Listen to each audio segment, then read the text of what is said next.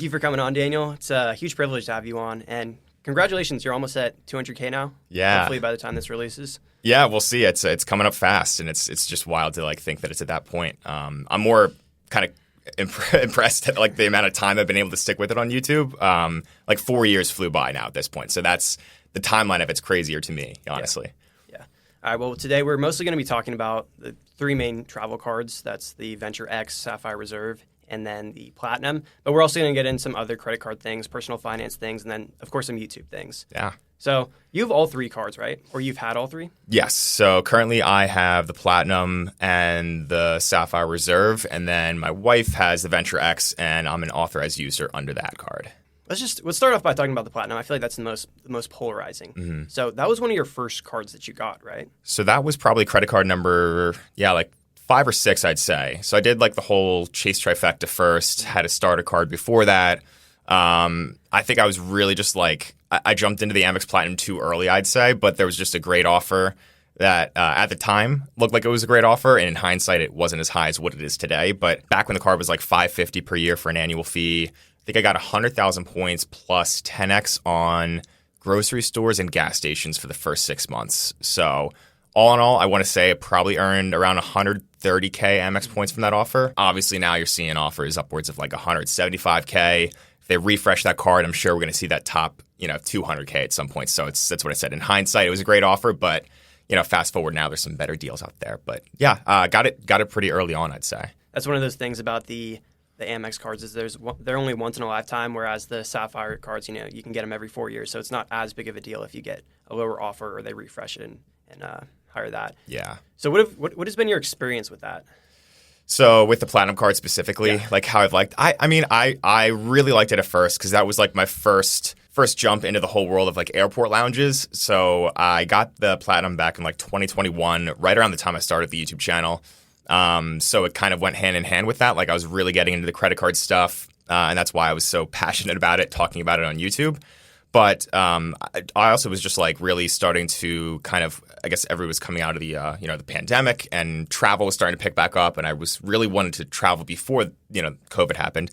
And so 2021, Amex Platinum, I knew I had a few trips coming up, so we wanted to check out the Amex lounge here in Philly. It's not that big of a lounge, but at the time it was just oh, this is so cool. This is an amazing benefit. Just helps to increase the overall travel experience. I was able to bring my wife for free at first, and then they decided to refresh the card, get rid of a few benefits like that. So now, no longer free guest lounge access. But at first it was awesome. It was just adding a little bit to our travel experience. And then I think, they increased the annual fee. The credit still made sense. But I kind of went throughout my credit card journey, just added a bunch of other cards. It still really just stuck around as that card that was giving me value because the credits were part of my normal spending habits, the Uber credit, the airline credit, digital entertainment credit, all that stuff. And then, but it was never a big spending type of card. We use the card for Hertz President's Circle status. We rent cars a lot. So I think that's been pretty valuable. And then the airport lounge access was the main thing. But now recently, Capital One and Chase have increased their whole network of lounges. And I'll be honest, I prefer those a lot more to the Amex lounges, especially now that Chase just opened a lounge here in Philly. 20,000 square feet, massive, really, really nice. So long term, I see that as being the lounge that I'd prefer to go to.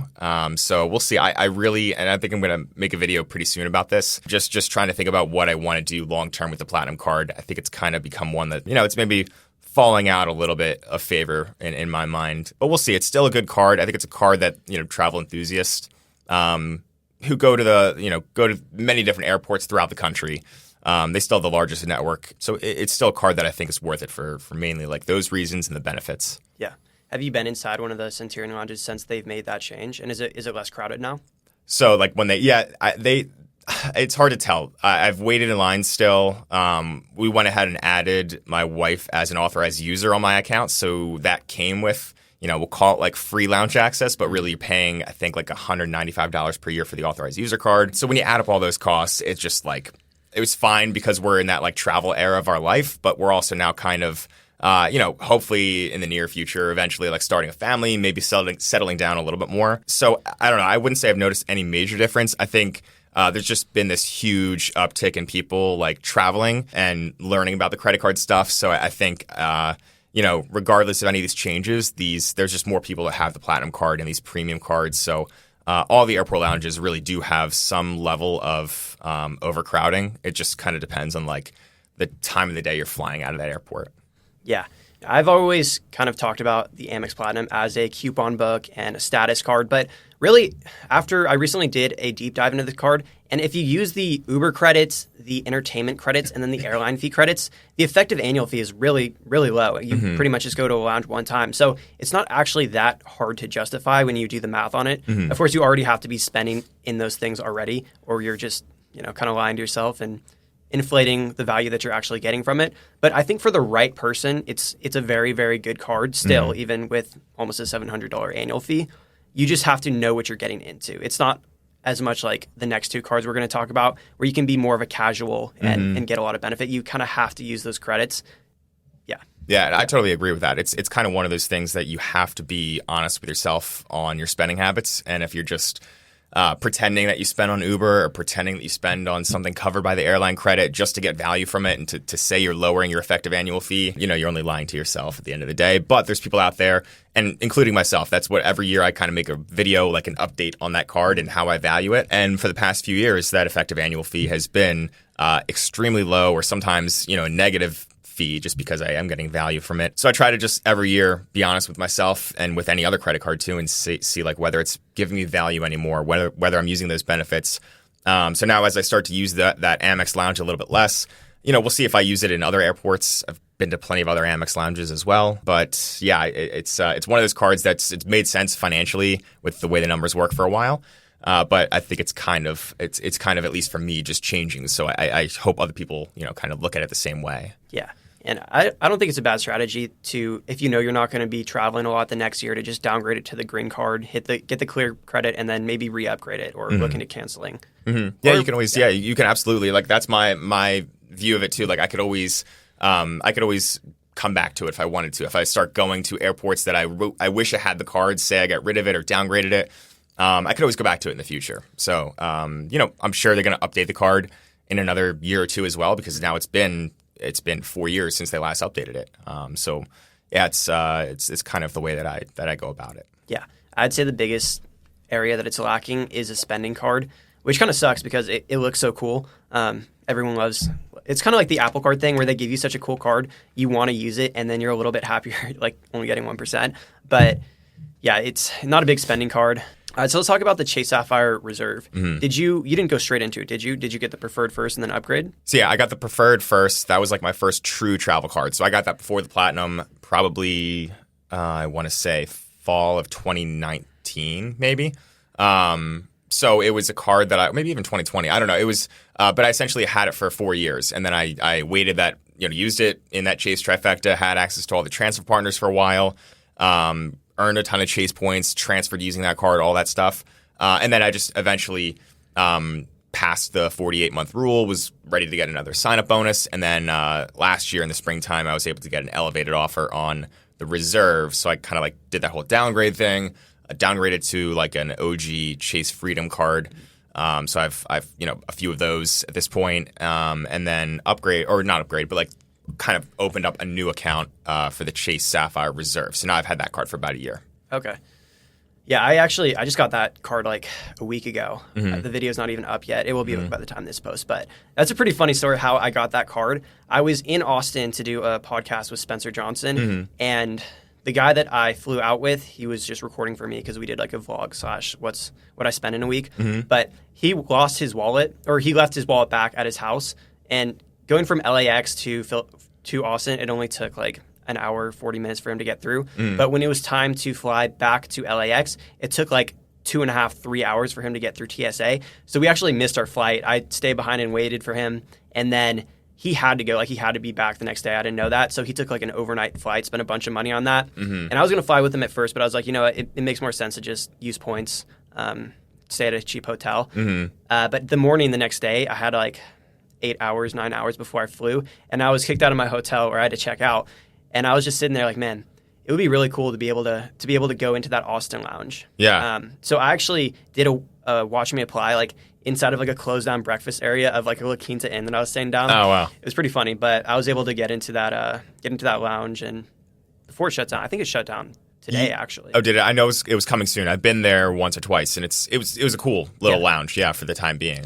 Yeah, but I don't think I've seen anyone go for the reserve first, and the reason that I did is, one, I don't have global entry yet or TSA pre-check, and I wanted that. I also really value the rewards that it earns too, because that 3x back on travel is really valuable for me because, number one, I like to stay at Airbnbs a lot, which maybe that's a little bit controversial, but I'm the same way. Yeah. I just feel like you can get some really cool places. Like if you're traveling international, you can get some like random place in the jungle.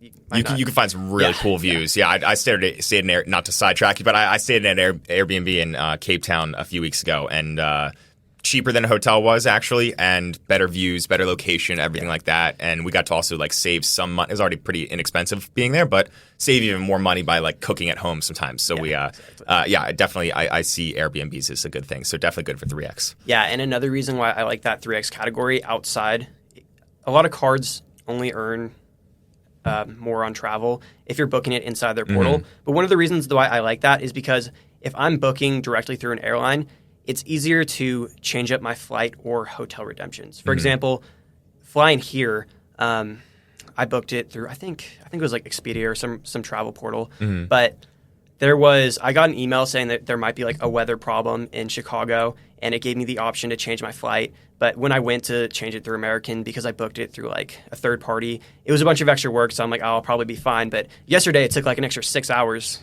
whereas if I booked it directly through the airline, I could have saved 6 hours. So I like it for that too. Yeah, I've had like different experiences. I haven't booked too many things through Expedia, but I've had different experiences by booking stuff like either directly with airlines, through airlines within the same alliance, obviously by using points, but then also by Amex travel. I've done that a few times. Capital One travel we've used a few times.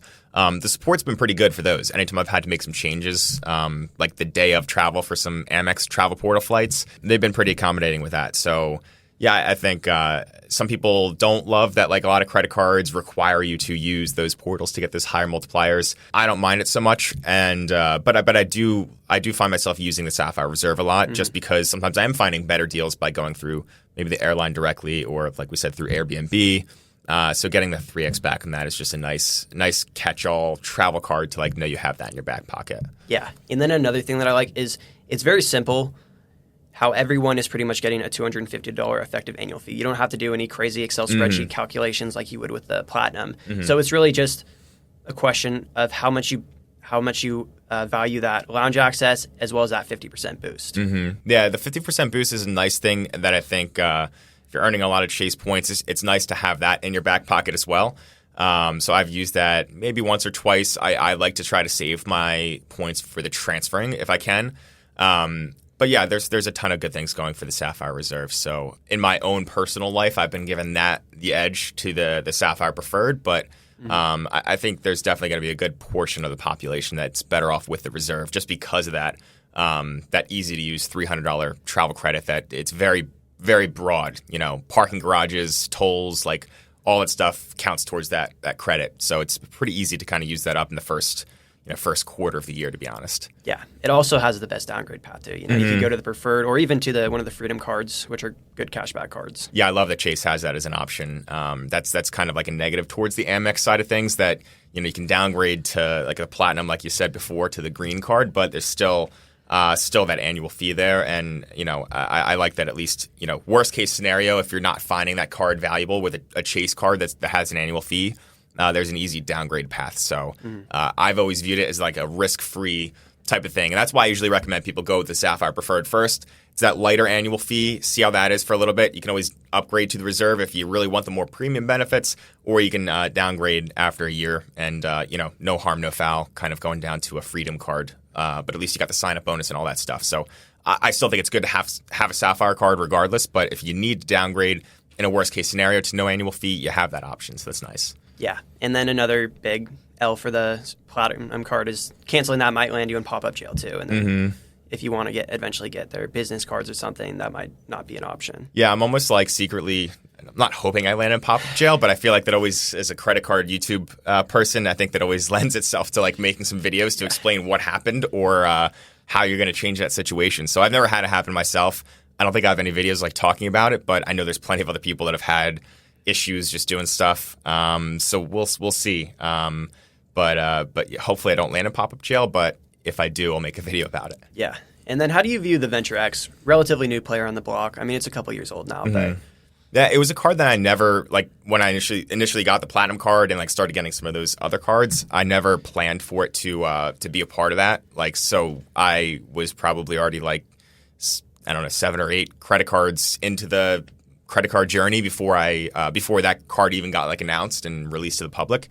I really didn't plan for it. I didn't apply for it right away because I'm like, I'll get that later on. I probably should have gotten it as soon as possible, right after it released. I think they were a little more generous with their approvals at that time. But I've made a few videos and I got denied like twice for it. It's the only card I've ever been denied for. But every time they just say it's because you have too many revolving accounts on your credit report, and I have not been able to find a way to get around that yet.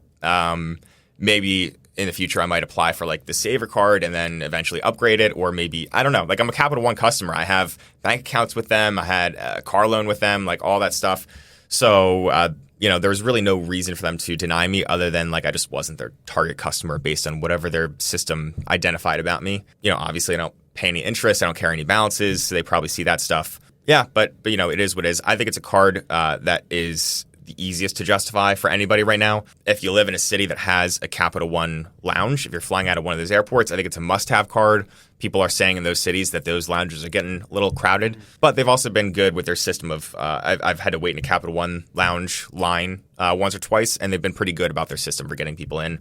I've never had to wait more than like 5 minutes. That's not the case for everybody, but so we had my wife, Jackie, she applied for that card the day I got denied the second time. Got approved instantly, added me as an authorized user instantly, and that comes with a lot of the same benefits. But the way the annual fee offsets with that card, every credit card YouTuber and blogger talks about that it's just the $300 travel credit, 10,000 mile anniversary bonus offsets the $395 fee every single year. So to me, until they make a change to those credits and benefits, it's always going to be a card that's just like, worst case scenario, a sock drawer card, that it's there if you need it, but it's a good catch-all card right now. I definitely like what Capital One does, and then I love the Saver card when you pair it with that as well. I think that's really like, for people looking for a simple setup, that's a kind of a setup I've been recommending to a lot of people. And even if they can't get over that $395 upfront fee, if that's even when you try justifying the math to them, you can still recommend the Venture card for $95, and that still is a solid setup to earning 2x and then 3x and all those other categories. So it's to me, and maybe this is a question I'm jumping ahead of you here, but like if I was to rank them, I'd probably go Venture X and Sapphire Reserve at the top. Probably Venture X if I'm just recommending cards to the average person, Venture X number 1, Sapphire Reserve number 2, and then Amex Platinum number 3. Obviously, that's just generalizing everything. So I think you have to just kind of see how these cards fit into your spending habits and make that judgment call for yourself. But Venture X is a great card. Yeah, that actually was going to be my next question. But another thing that I do like about the Venture X is it's one of the only of the 3 cards that you can add an authorized user with no extra fee. Mm-hmm. So, if I get the card, I might add my brother and just give him the card so he can get into the lounges if he has one by him, because he's more team cashback right now anyways, And then I believe that you can also get into the Sapphire lounges 1 time per year with it, if I'm not mistaken. Yeah, so if you have the priority pass, because we did this before I got the Sapphire Reserve, we had Jackie had priority pass through her Venture X, and then I had priority pass through my Amex Platinum card, and we got into the Sapphire Lounge in Boston towards the end of the year, maybe like 2 years ago.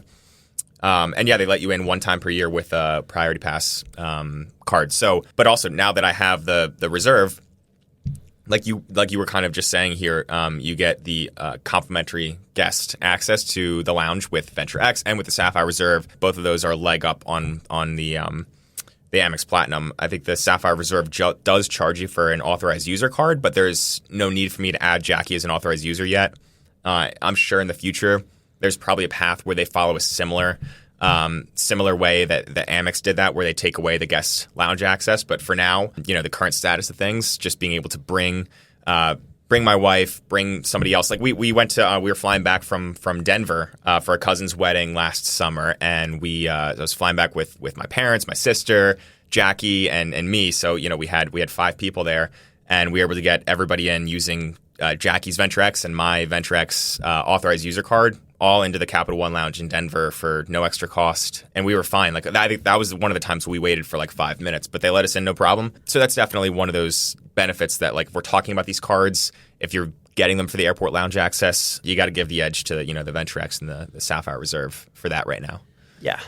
I go back and forth because a lot of people say that the VentureX is kind of a no-brainer for the average person, but I've started to almost like the Sapphire Reserve a little better for the average person, just because of that 50% boost. As you probably know, after you do it, it's not very hard to learn how to transfer your points out, use those Alliance flights. But I see most people just redeeming their points for travel through the portal at 1 cent per point. Like a lot of people I talk to, they just have like the Freedom Flex, and then they use those Freedom Flex points in the Chase portal for free travel, which isn't bad, but they'd probably be better off going with a cashback setup. But I kind of like the Sapphire Reserve as a no-brainer card if you pair it with the Freedom Unlimited, just because you're automatically getting that. I think people, when they're redeeming points as a beginner, they fall into 2 buckets, and it's either analysis paralysis, where they just don't redeem the points, and then those points kind of just lose value over time as changes happen in these programs. Or you have people that just say, I'm just going to redeem them. I don't care about the value. They might not understand how the math works, and they're just going to go. And I honestly, I've seen my parents do this, and they literally, I have a son who does this for a living, and they tell me after the fact that they redeemed it like that, and I'm like, just talk to me, call me.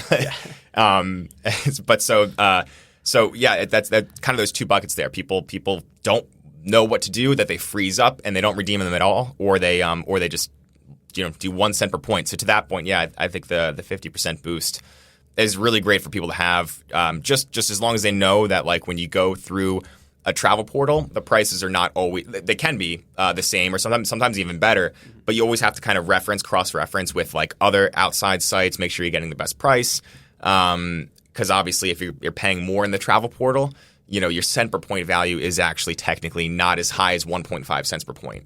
If you could get it cheaper elsewhere, you have to kind of base the amount of points you redeem based on whatever the cheapest price is for that equivalent ticket or hotel stay or something like that.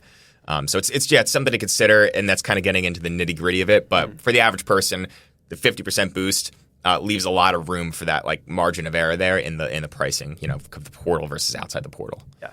And then I think one thing that a lot of people overlook when they're choosing their premium travel credit card is their home airport. It might, even though you might like the Sapphire Reserve a little bit better than the VentureX. If you're in Dallas-Fort Worth and you have a VentureX lounge there, then it might make more sense to get that. Same with Platinum. 100%. Yeah. No, you got to base it off the airport. And that was why I got the Sapphire Reserve in the first place, was because I knew that there was a Sapphire Lounge coming to Philly. I think they're probably about like 6 months later than they expected it to come. But yeah, once it was here, I knew that was the main thing I wanted that card for. I got the Amex Platinum originally because there was that lounge here, but the Chase Lounge is 4 times the size of the Amex Lounge here. So I think for people, based in Dallas, based in Denver, there's some Capital One lounges here in New York City now as well. So for those people, I think the VentureX is going to make sense. There are some lounges. I know there's now a Chase Lounge in Phoenix that I think is only like 3,500 square feet. So, maybe that's one that, like, it could be worth it, but maybe it's one of those cases where you get the Sapphire Reserve and then you try going to that lounge a bunch. If it's cool, it's not too crowded, then you stick with it. But if that lounge, it sounds like it's going to be a little smaller, maybe then you could always downgrade the Reserve.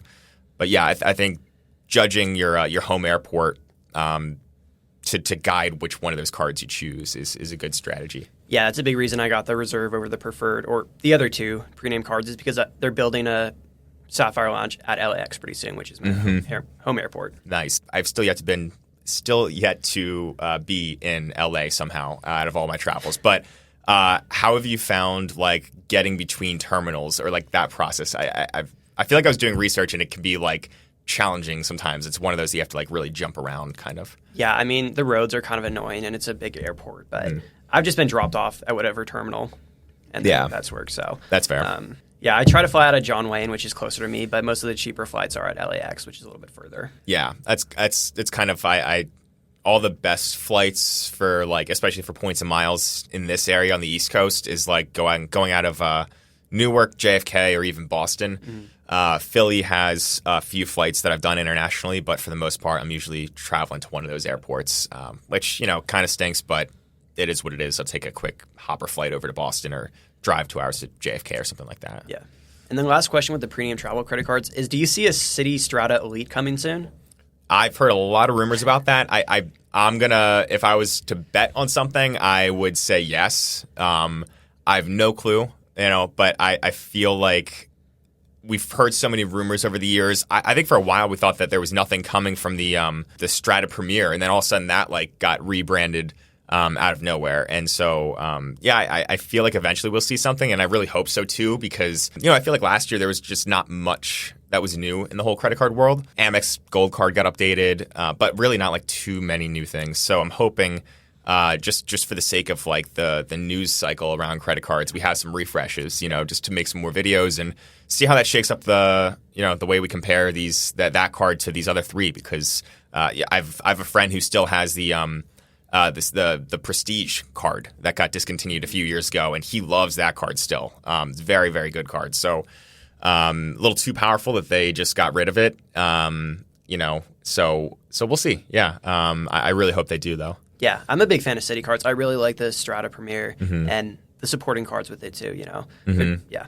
Do you think they'd build their own lounges? I don't know. I feel like if you're going to introduce a card like that, you'd have to. Yeah. It's but I don't know. I mean, it's if they did that, then Citi lounges would be a few years out because there's kind of this whole bidding process. They're all going up against each other. I'm sure Citi would probably overpay for some lounge in one of these airports. But who knows? I feel like they'd have to eventually get into it to try to compete because it seems like that's where all this is going. But maybe not. Maybe it would be something where they could just I'm sure they would offer a priority pass at the very least. All right, so I want to pivot a little bit. I know in a lot of your videos you talk about you and your wife, Jackie. You guys recently got married and some of your two-player strategies. And you've talked about that a lot in your videos. But what I want to ask you is, what would you say to someone that is getting married, but their partner isn't as good with credit cards? Maybe in the past they've had a bit of a spending problem, they've carried balances, and you're going into the marriage or relationship with a bunch of credit cards and your big strategy going, and it's kind of your thing.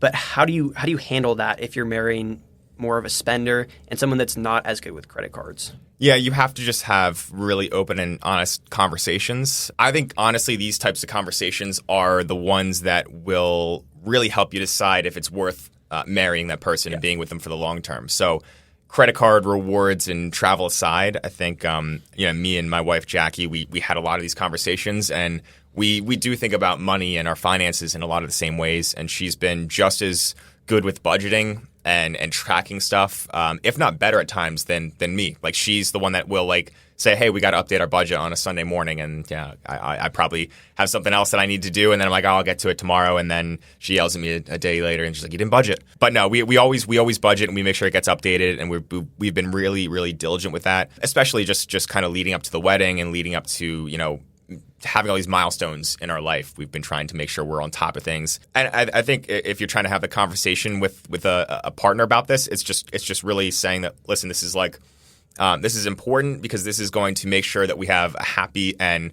stress-free, or at least a less stressful life in the future. Because I feel like the reason why a lot of couples do separate in the long run is there are money issues that come up, and so getting out in front of that stuff is sometimes difficult, especially if you're bringing debt into the relationship or spending problems into the relationship. But if you could just find a good way to talk about it in a healthy, productive conversation, then you're going to come out a lot better because of it. And then eventually down the line, you can get into the fun stuff around credit cards if you're able to get that stuff under control. And then to that, I'd say, if you're trying to convince your player two to get into the credit card strategy stuff with the points and miles, save up the points, get them in a business class flight, and they'll never question you you again with that. That's what Jackie says. She's like, you can't put me back in economy now because we're too far into this. So she's like, I'm all in now because I don't want to go back to economy. Yeah. I mean, that kind of opens up a whole nother thing with your two-player. You get their 524 status is probably going to be pretty good. They might only have 1 or 2 cards. There's infinite sign-up bonuses you can hit with them. You can get all the Amex cards again, the Chase cards, as well as, I know you've talked about this, referring each other back and forth. Yep. And then maybe the Southwest Priority Pass might be a good 2-player strategy. Absolutely, yeah. How did you use credit cards before your wedding? Did you have any strategies with that? Like for paying for the wedding stuff? Yeah. So occasionally we were able to pay vendors. They do sometimes charge, and we found this quite a bit. It depends on who you go with, but we asked the question every single time that we interviewed a vendor, was whether you accept credit cards and do you charge a processing fee? Because if they're not charging the processing fee, they're probably just eating that fee, So a lot of the times they do charge something, but in those cases, we did go through a few sign-up bonuses where when you do the math, the return on spend on something like 60 or 75,000 points for 4K of spend, the return on spend there is a lot higher than what you would get for paying a 3% transaction fee or something like that. So we did that a few times. We got a few credit cards throughout the whole process, saved up points along from that type of spending, along with any spending that we had or any other points we had saved up before that, and we were able to kind of turn that into at least part of our honeymoon travel fund by booking half of our hotel stays. We got the flights at least partially covered in first class to Hawaii, paid out of pocket for some of it because it is expensive to get to Hawaii, but we were able to at least save, I don't know the exact percentage, but we saved a really, really good portion just because of some of those just smart spending habits around spending we were going to do for the wedding anyway. I will say, don't just go with a certain vendor because the spend is higher. It's always going to be better at the end of the day to save $1 versus spending $1. It's just for those vendors that you're going to go with. Do that first. Worry about the price as a part of that decision-making process, and then capture that spend on the right credit card afterwards. Don't just go with a more expensive vendor just because it's going to earn you more points. So, I think should be an unspoken thing about credit card use, but it's always good to kind of like reiterate that a little bit. Yeah, I kind of use the same thing or the same mindset. With paying with college, it's like $10,000, and it's about, I think, a 2.5% or 3% fee. Mm-hmm. But if I'm using that towards a sign-up bonus, I'm getting like a 30% return on spend. So that's just a little haircut off the top. It can be the same with rent sometimes. I know Spencer talks about that a little bit. Yeah. But yeah.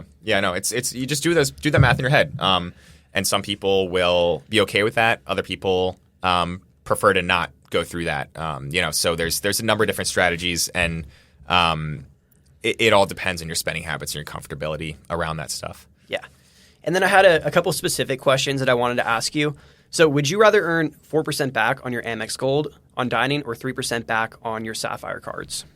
That's a good question because it kind of comes down to like how you value those points. For me personally, it's kind of one of those toss-ups because I love getting Chase points because of the Hyatt transfers. For me, I know that like when I redeem with Hyatt, there's a lot more consistency that I know 2 to 3 cents per point that I get through Hyatt is very consistent. And it's also money that I would have spent anyways. Whereas with like Amex points, that's almost always getting redeemed through flights for, say, business class or premium economy or something like that. Where those are more of those things where maybe the cent per point calculation is higher. Say you're booking a $3,000 flight or something like that for 100,000 points, which is just for an easy example. So that's 3 cents per point. But would you have really spent $3,000 cash on that flight in the first place? Probably not. So you may have to kind of like discount that in some way, but that's where it gets a little challenging. That's kind of like the gray area of things. Yeah. So really my answer to your question is kind of like it depends on what travel I already have booked, where I want to go that year. Do I have any trips that I'm looking to take or looking to book at that point? And what kind of points do I need to earn? Or even maybe like a year or two in the future. But what points do I need to kind of like try to save up to do that? So what I usually do, and this kind of comes down also to like the whole argument of using the Freedom Unlimited earning 1.5x versus a 2x, Venture X card or something like that. A lot of times I've been just defaulting over to the Freedom Unlimited to earn the Chase points because maybe I just want the points for the Hyatt transfers at some point in another year or two. So that's what I think my answer is to that with earning 4x in the Gold or 3x on the Sapphire Reserve or something like that with any Chase card. It kind of comes down to that, what I plan to use those points for in the next 1 to 2 years or so. Okay. Yeah. And then a very similar question is, would you rather get 3% back on a travel credit card or 5% back on a cashback credit card? I would take 3% on the travel card at that point, because I've been consistently able to get 2 cents per point. So 3% there is going to be 6% back in value at 2 cents per point, beating the 5% cash back. for a more relatable current present day example, I just got the Discover It card where I'm in the middle of the cashback matching first year thing with them. And so the 5% rotating categories effectively become 10% cashback right now. And that's where I've actually, like, for this first quarter of the year, it's been 5% at restaurants. So really 10% at restaurants for me. And I've been using that over the Amex Gold because, 4X on the Amex Gold at restaurants is going to be say I'm getting 2 cents per point. That becomes 8% back in value. But then I'm getting 10% back in just pure cashback value without any redemption effort. I'd have to be getting 2.5 cents per point on the Amex Gold to do that, which I definitely can. But for me, it's like sometimes I'd rather just take the easy cashback path in those situations. So that's, again, probably pretty like nerdy math on it. But that's like what I'm kind of just like those quick little calculations I'm just running in my head. All these things depend on your scenario and what you prefer. But cashback can be better, so it all depends on your skill with like redeeming points and how comfortable you are with that too. And then do you think you'll ever actually switch over to Team Cashback? I think it's possible. I think I will always travel in some way, especially for work and for business now. So I always want to have the points available to be able to take those types of trips. And, I can expense a lot of it too, but I also do like to redeem, especially for longer flights. If I need to fly business and redeem points, I'm going to do that if I can get a good deal. But I could see that, like, if travel really slows down, I'm just like a stay-at-home dad pretty much. I could see myself just leaning more into the cashback, at least for a little bit, and then maybe picking it back up. But, who knows what everything's going to look like in the next, say, 10 years from now or something like that. So, yeah, I'm flexible. I'm open to it. But for right now, I see myself as more of a team travel type person, definitely for the near future. Yeah, I recently kind of just switched over to Team Travel just because in my earlier days on YouTube and in credit cards, I only had a couple cards, and they were all cashback cards. I had my Discover, Amazon Prime Visa, and then one other that's not coming to mind right now. But what really switched me over is actually coming here to Philadelphia. My whole, like, 4 of my family members flew out to watch my brother wrestle, but I redeemed like 50,000 points, and that saved my family like $700-800 with that. And I'm like, man, it would take me like 15 years of gardening on cashback cards to make up the value of just this one redemption with half of my sign-up bonus. Yeah. When you have those real life scenarios, those are like the eye-opening epiphanies for a lot of people when they are able to like finally save that much money. That's a good way to look at it. Like, it would take you forever to earn that much in cash back. So the fact that you're able to just save it in one single trip, it's very material, and that leaves an impression on you to stay on Team Travel. And then it only gets better, from here as you're earning more points, as you're getting more savvy with redeeming it. So if you're able to be patient with it, I recommend Team Travel. And that's also why we have so many different resources here on YouTube and different blogs. We're all referencing each other at the end of the day. Like, we're all learning from each other, I think.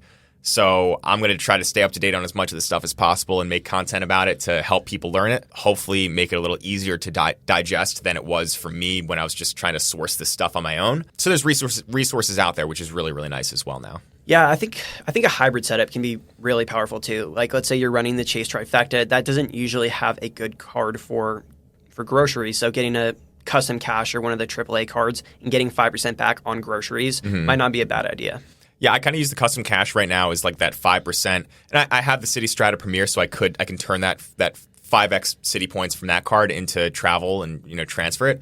But for a little while, I was using the custom cash without any City Strata Premier cards. So that was just purely 5% cash back on gas. And I was fine with doing it for that because it was a no annual fee card, used it just for my gas expenses. So you can use a hybrid setup, by all means as well. It's all up to the user for their own preference. Yeah. Okay. And then the rest of the video, I want to talk a little bit about YouTube. One of the things that I liked most about your channel is, even though they didn't get the most amount of views, they were the most impactful for me, especially when I was starting, is your videos talking about going through YouTube, quitting your job, taking it full time, and the money you made on it. So first, I just want to ask what prompted you to start? Because like picking up a camera, talking it, posting on YouTube, that's not the most normal thing. No, it's not. It's really not normal. It's not natural. It's like, I think I was just like, all throughout, I guess, like the end of college. So I was like a finance major in college, graduated in 2018, started working in my normal corporate life, and then just kind of wanted more guidance on what to do with my paychecks as I was starting to make some money. You know, I was kind of living paycheck to paycheck and wanted to travel and use credit cards too. So I was like, I went down the rabbit hole for all these different kind of like personal finance niche topics. And right around that time, luckily, that was when we kind of had like, it was almost like a first wave of like personal finance creators on YouTube. This is kind of like pre-short form, pre-TikTok even. So I kind of went really deep down those rabbit holes, learned a lot, and then I was like, oh, it'd be cool to do maybe like a faceless channel one day. But so I remember like thinking about that and trying to figure out how I could talk about those things or like, and I grew up on YouTube too. Like I love YouTube, and I think that that's just been one of my strengths, that I like understand the platform because I've been watching it since I was, I don't know, like 10 years old on like an iPod Touch first generation. And so, yeah, I really just was like, all right, whatever, maybe like one day I'll try faceless channel. Pandemic happens, at home, working remotely, tried to shift careers during that time, didn't work out, tried to do other like side hustles here and there, made a little bit of money, not anything, just like a few $100s really, maybe. And then I was like, all right, let me try YouTube because I'm like, I don't know, I have a good feeling about it. Weirdly enough, like I'm an introvert, but I liked like public speaking in college. Like small little things throughout my life, I was just like, maybe I would be comfortable on camera or could work my way up to that. Plus, if it didn't work out, at least I got some like skills out of it and whatnot.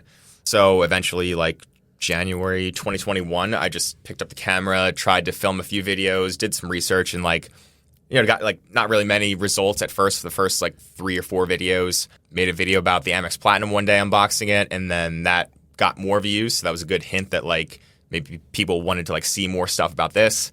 And kind of like the rest was history from there. We can get into stuff, but like it was really just more out of like I knew I wanted to have my own business one day. I just didn't know what the path was to kind of get there. And then I saw very much that like other finance creators that I was watching created these businesses out of this. And they just got to talk about things they're passionate about as well. So I saw all these things kind of coming together, and it was like the perfect little like just perfect combination. So I leaned into it and tried making some videos. Really, really liked it.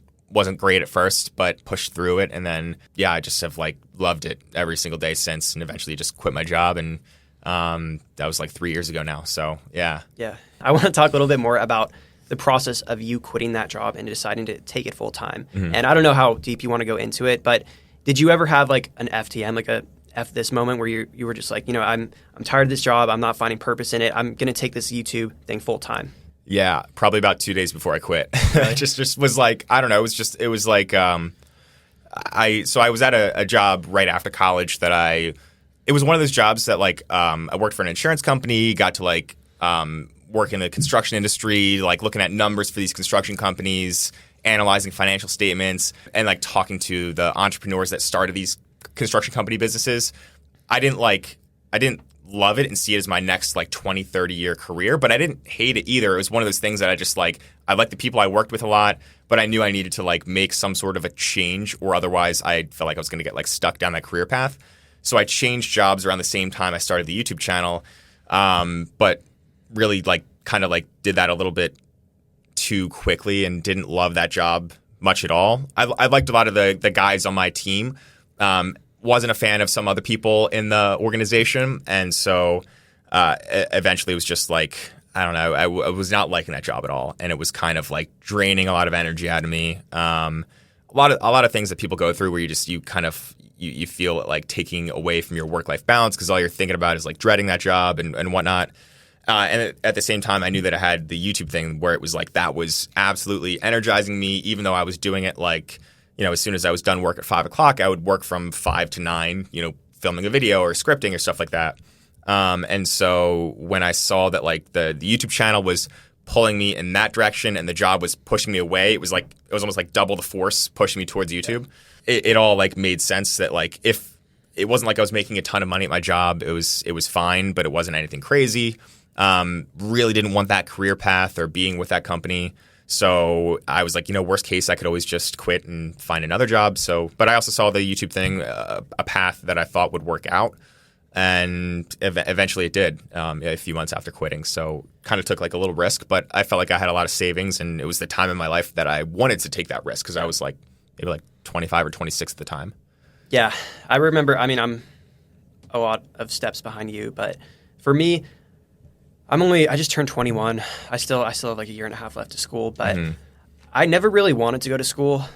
The only reason I really went is because it was pretty cheap for me, and I wanted kind of to move out and a change of scenery just from being with my parents. But I would read like the business books, the entrepreneurship books at a pretty young age, like 16, 17, 18. So I knew that I wanted to do something. I would watch like the side hustle videos. But the biggest thing for me, I've never had like depression or like anxiety or any of that stuff, but the worst thing for me is feeling a lack of purpose in life. And I think it was the end of my sophomore year. I was at school, and I'm finishing my finance major right now, but I didn't really necessarily like or care about a lot of my classes. There was a couple, but a lot of them were just filler classes. And then I was working like 5 days a week at this restaurant that it just was super draining. Like it wasn't a bad job. My boss and coworkers were fine, but I just found no purpose in it. And like going somewhere 7 hours a day and doing something for, like $20 an hour that has no purpose, the work has no purpose, was just super draining for me. So I just remember driving to work one day. It was like a random Thursday. It was like 2 weeks after I started my channel, and I watched one of your videos actually, like how much I made, and I was like, man, if I could just make an extra $200-$300, that would completely change my life. Like just having one day less that I don't have to work at this place, and I could maybe like go to a school event or have an extra day to study, or even an extra day to put back into the channel. That would be life changing for me. Yeah, I remember having the same kind of like thought process around all that. I would watch like a channel like a Graham Stephan and be like, okay, he's making I'll say whatever number. I'll say like $50,000 a month. He's making a lot more than that now. But say he was making it at several years ago, something like that. And I said, if I could make a fraction of that, you could make a solid few $100s per month at a fraction of his channel's size. And maybe it takes some time to get to that, but as long as I liked what I was doing and I was providing valuable content and people were enjoying my content, that type of a thing, then it was like a win-win all around. And so, my mindset was like, while I'm young, I want to have my career path figured out and take these risks and these chances, because I don't know if I'm going to be able to later on, after I'm married and have a family and things like that and have a mortgage and whatnot, like all that stuff. I was like, I wanted to do that now while I still could take that chance. So I think for anybody out there, like just trying to take calculated risks that have, kind of like a low downside and high upside potential. That's what I saw about YouTube, was like there was a lot of high upside, and what was the downside? Like it didn't work, or like people made fun of me or something like that. Like, cool, like I can take that. But there's a high upside, and then it paid off, and now I can't worry about the downside at all at this point. So, it doesn't have to be YouTube for everybody, but for anybody watching this, like there's a ton of different things. You just got to lean into whatever your skill sets are. And so I think for anybody that's built an audience on YouTube, you kind of learn eventually that like, okay, my skill set's around maybe understanding like just human psychology at scale. Like I think you can probably attest to that, right? It's like, as you're making videos, you're trying to make it and understand like what people want to see. And like the reason people subscribe is because they enjoy your perspectives and stuff. And once you see that momentum, it's really encouraging too. Like once you get the first 100 subscribers, first 500, first 1,000 subscribers, it's all uphill from that, or like all whatever's easier. It's all easier at that point once you build that momentum. What was the most exciting milestone subscribers wise for you? Honestly, I would say probably had to be the first 1,000, just because like the first 100 is the toughest.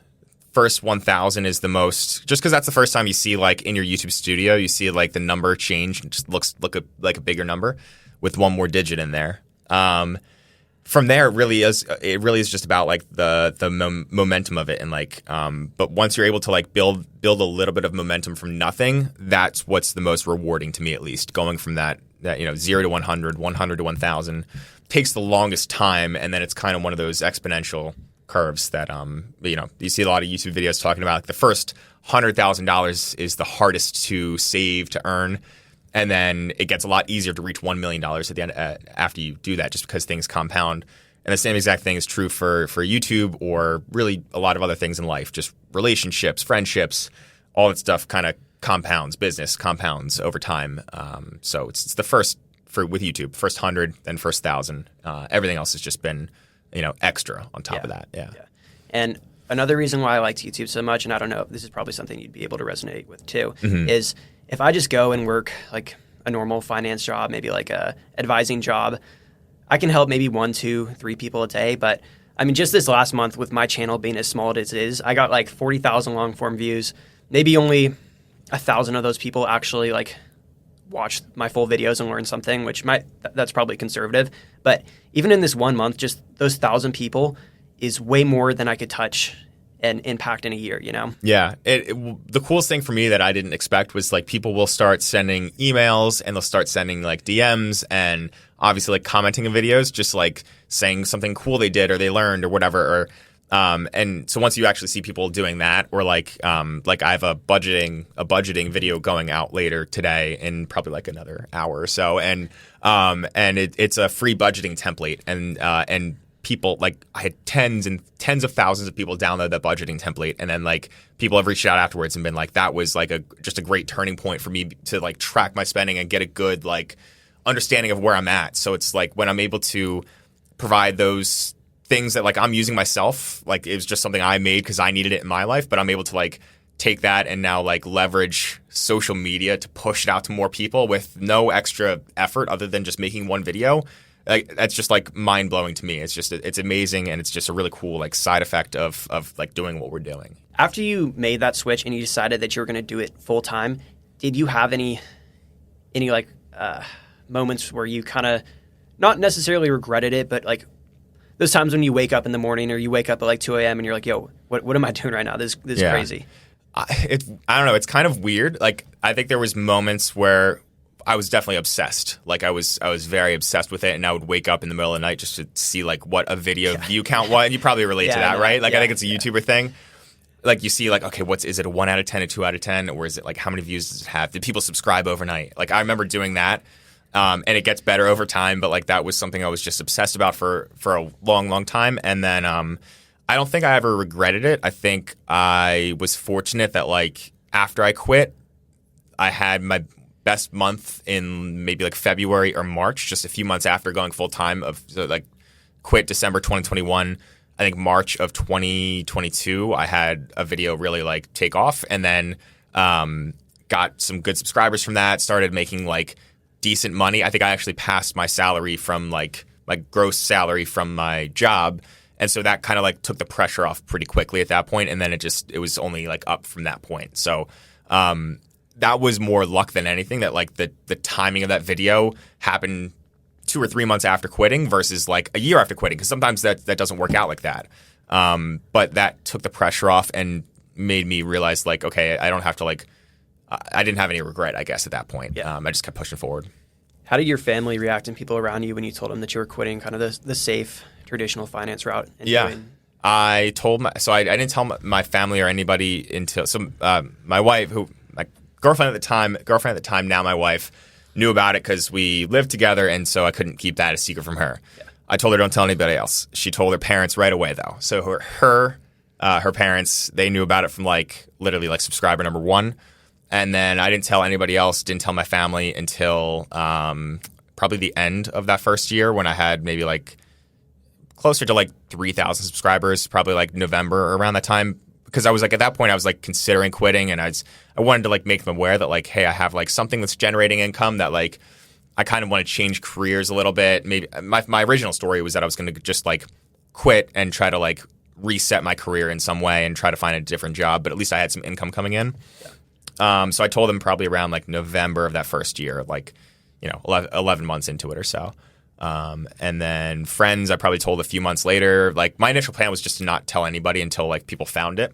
Eventually I just told them, because it was like at that point I made a pretty big career change, and I wanted to like tell people about that. But after that point, like I didn't tell anybody else. Everybody else from like high school or college or like any other times in my life later found out about it through like me just posting about it on Instagram or reposting something in my stories or something like that.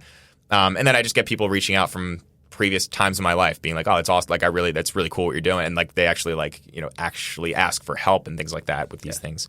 So it kind of naturally worked itself out from that point, like telling people. Yeah, no, that's funny. When I first started, I was super, super, like, I never thought that I would ever make a YouTube channel and have my face on the internet or anything. And I was like really, really embarrassed. I didn't tell anyone. I had one friend that started a channel. He doesn't do it anymore, but he was the only guy that I talked to about it.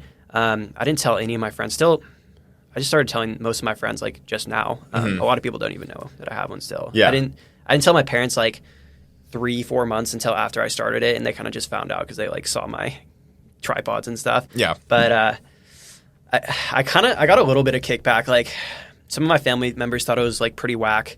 Like, I don't know. I think a lot of people don't like see the vision that you see when you're first starting out. But for me, it was really just one person.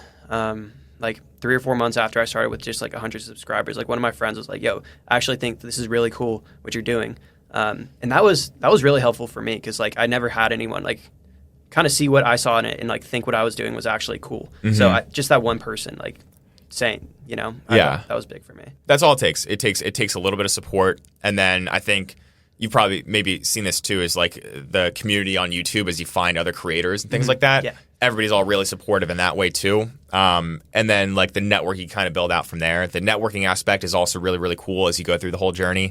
I will say like it even like as my channel has grown, and I'm sure this is even channels bigger than mine have felt the same way, that like you're never going to get everybody to understand that like what you're doing and the business that you're building from it. If you know you're building a business out of it, people don't ever really fully understand it. And so I still will get people like, let's see, other like just not every family member, but like some family members that no one ever says anything bad to me, but it's just more of like, oh, they still view it as like, I just, but you can tell by the way they talk about it that like, oh, that's a cool side project. How's it still going? You're still doing YouTube? Oh, that's cool. What do you how many subscribers?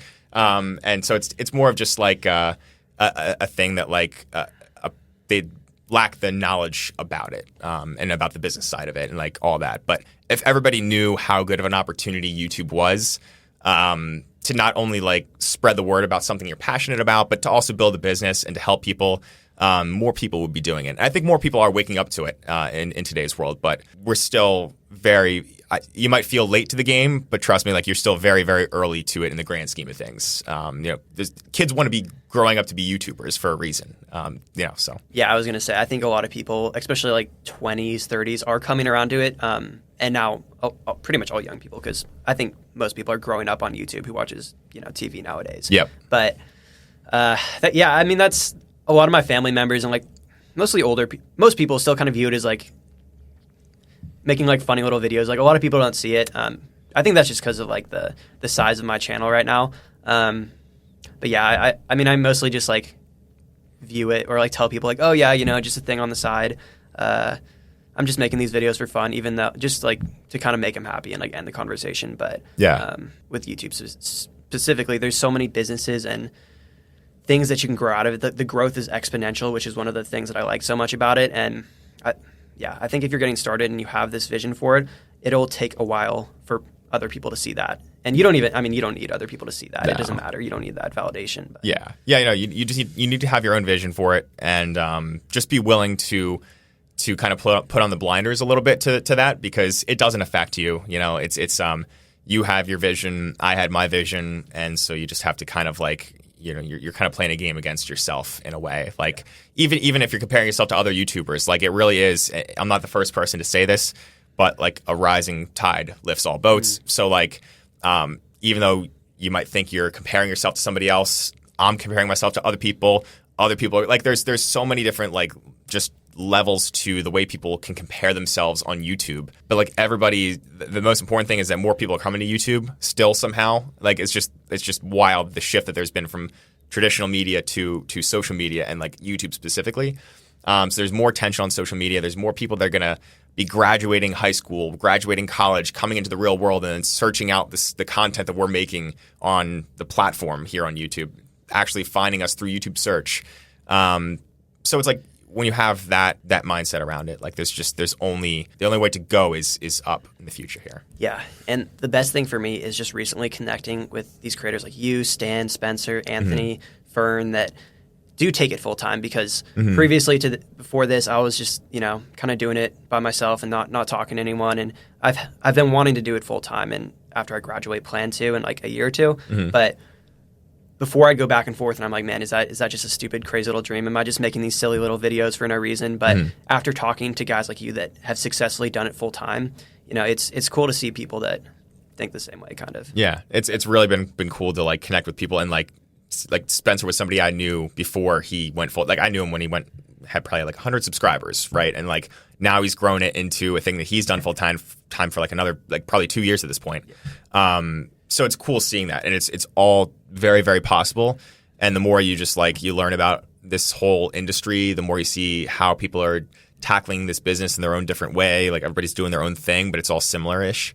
The possibility is all there for you, and you've already positioned yourself incredibly well, especially if you're still in school and you have time remaining. Like you've already built that out because you've been on YouTube for about a year now, right? Yeah, I think my year anniversary was like a couple weeks ago. Yeah, so the way you've positioned yourself, like you're already well ahead of the curve for getting a YouTube channel off the ground, and now by the time you graduate, you will have that decision of what you want to do, So it's really, really cool, and it's going to be fun to see your channel continue growing over time here. Yeah. And then just a couple of fun questions before we close. What was the most fun video that you've had making? Let's see. Every year I love doing like just the general like seven best credit cards, 7 best bank accounts. I love doing the one video. It's my highest viewed video is the ranking every credit card thing. That was kind of the first ever like ranking style video I did, tier list style video. But then I learned that that's like a very popular thing. So then I keep making more videos similar to that. But that was the one that was probably the most fun to make at first because it was just like you can kind of get a little controversial with it. You can like sit like I put the Apple Card all the way at the bottom and and it's like that's like I don't believe it's like that great of a card, but like it's not the worst card in the world either. But it definitely gets people kind of like talking about it and like, oh yeah, I agree with you, or like, no, you're completely wrong. That's S tier. So it's kind of fun. Just it gets people like talking in the comment section. People love the Apple Card. I don't know why. It's like I like making the I haven't released too many of them yet. I have a couple I'm editing right now, but like the more vlog style credit card videos, like I did what I spend in a week, and it was more of like just a vlog of me going through Texas. We went to Alpha Land, which was really sick, and then I did like a video using like every Amex Gold benefit in real life, which is really fun to make. But I think I was talking about this with Stan too, but like one of my favorite things is just these type of videos, like this one, the one that I did with Spencer, and then Stan, and then Anthony, and those are like, besides the vlog, were my favorite videos to make. Yeah, podcast style videos are always really fun, and they're also just like they're so much easier to talk in like a conversational way versus like scripting a video and planning out the way you want it to flow. You just kind of get to like talk, and so I really like that too. I definitely want to keep doing more of these. I would love to do some of these on my channel. It's it's some point in the future, maybe like a podcast style type of thing. Yeah. And then, are there any other channels outside of our niche that you kind of take inspiration from, or just like watching? Honestly, like everything. I've gone through different niches every single like year since I was 10 years old. Like I've literally gone through gaming niches, sneakerhead phase in high school. I went through like now I'll watch videos. I'll go and watch like I've always watched fitness videos. Golf YouTube has been big now lately. I suck at golf, but I still like trying to learn. Getting a little better, but so that's been fun, like watching. And actually, I'm really interested to see how those types of channels are growing their businesses. Really, I watch YouTube with like purpose of like understanding the creator economy more because it's cool to be a part of that. And again, there's just so many ways to do it, and so I do take inspiration for my own channel from like everywhere on YouTube, and I just kind of like sometimes let the homepage take me wherever it takes me. Yeah, it's fun watching videos now with like kind of a different set of eyes on. And while I'm watching the videos now, I'm in the back, I think, I wonder how he filmed this or edited it, and you just kind of have a different video while you're watching it, which I think is fun. Yeah. One of the last questions: do you have any hobbies outside of YouTube that kind of keep you from burnout?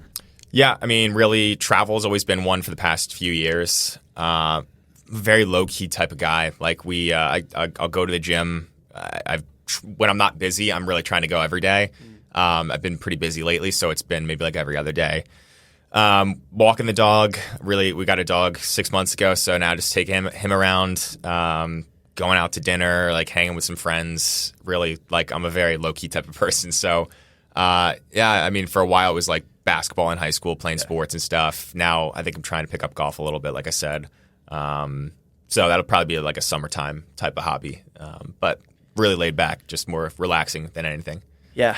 And then what is the most frustrated you've been with YouTube? Like maybe for me it was something like my audio just wouldn't record for like 3 videos straight. So I I kept like re-recording the same video, and then 30 minutes I'd be like, bro, I thought this already recorded. What's going on here? Yeah, that happened twice. So that's definitely the most frustrated I've been. One time really early on in my first whole YouTube setup in my old apartment, I had like I filmed an entire video and the mic turned on, just like stopped working, so it was just without audio. Yeah. And then just a few weeks ago, actually, I filmed a video, and it was like the day before I needed to travel, and I filmed an entire video. It was like super like just like stressed by the end of it because it was really frustrating, like work up to that video getting filmed.